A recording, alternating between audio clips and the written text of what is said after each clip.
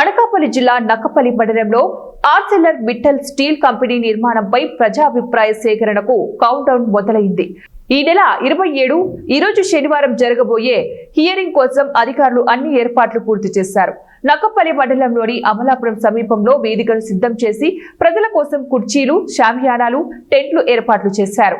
ప్రజాభిప్రాయ సేకరణ సందర్భంగా పెద్ద ఎత్తున హాజరు కానున్న ప్రజల రాకపోకలకు కూడా ప్రత్యేక సదుపాయాలు కల్పిస్తున్నట్లు అధికారులు వెల్లడించారు. ఎటువంటి అవాంఛనీయ ఘటనలు చోటు చేసుకోకుండా భద్రతా చర్యలు మరింత కఠినం చేశారు.